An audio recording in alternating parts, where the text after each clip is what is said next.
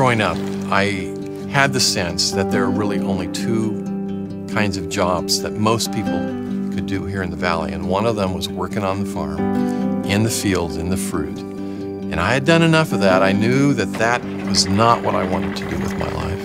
And the other was to become a teacher. And I bombed as a teacher. And I never really realized that what I would end up doing, telling God's stories, would take me to the ends of the earth. I've been able to tell His stories. And it's because He's called me to do that. My nature is to challenge everything. For me, it's important to understand I don't just accept things as they are until I've examined them. It's got to be real. But I went to a high school called Emmanuel Academy at that time. And one day, or a number of days, I saw people my own age. They were sitting around picnic tables at the school. And Jerry, my wife, she was among them. And these kids were talking about God who was speaking to them. And they were reading the Word. And I could understand. Those words made sense to me. So I began to join them, and I was with them. To a point came where I realized this is real. God is speaking. He's actually speaking to me. And I saw it. I saw it with the people around me. And I wanted that to be.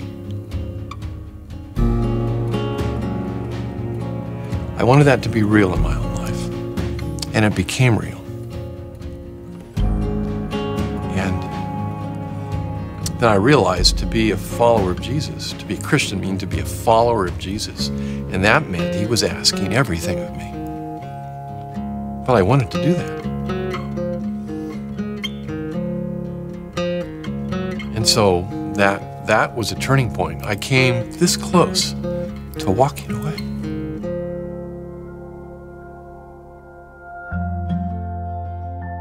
When I went to college, I knew I needed to serve God with all of who I was, my gifting, my talents, and I sought to do that. I actually did a project, this amazing multi-image thing. In that day, that was cutting edge. We had 4 slide projectors, all controlled by microprocessors. We had live elements, we had drama elements, all mixed into this story of telling our story as prodigal sons, where in a sense I was going to turn away from faith and I went back to God. And I loved it. I was able to do it. I was able to put pictures and sound together in a powerful way. So we toured and we were in churches sharing our faith through multimedia. I knew that's what God wanted me to do. That's my passion. That's been my life. Peter Thomas is a gospel patron that is supporting my ministry and enabling me to do my work. He truly is a gospel patron. He has taken the profits from his business and he's giving it to God. He's giving it to kingdom building and to people like me so that I can do what God has called me to do. It's exciting to part with John and Jerry because they're telling the story of foreign missionaries, and I'm passionate about foreign missions. I've been real influenced by John Piper, his ministry too, his book Nations Be Glad, and I'm kind of simple about it too. I think you got 3 options. It's like you're gonna go, or you're gonna send. If you're as a Christian, you're gonna go, you're gonna send, or you're disobeying. That's his simple way to put it. But right now I'm not going in the terms of I'm not actively myself going to foreign places to proclaim the gospel, and so it's very natural with the wealth that I have and the wealth that we have in America that we should be the hub, the American church should be the hub to be doing foreign missions.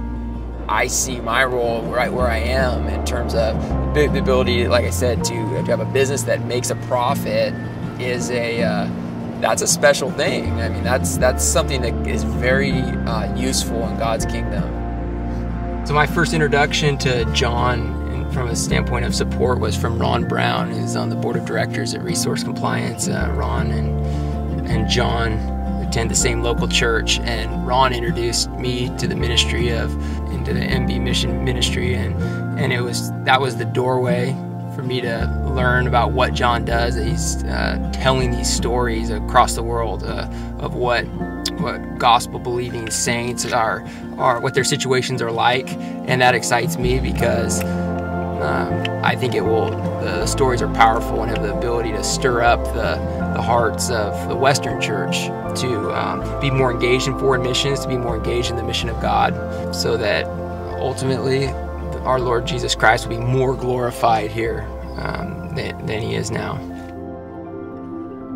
Stories of gospel patrons need to be heard because they don't have to be a cameraman, a producer, a missionary, a pastor. They can be a business person, and God can use them and needs to use them as effectively. They're just as important. Those stories are just as critical as all of the other stories. They are part of God's story. They need to be told. In Psalm 145, it says that generations are to tell the next generation, to bring praise to God for what he has done. It's to tell others, it's to tell the generations what God has done, and he wants to continue to do.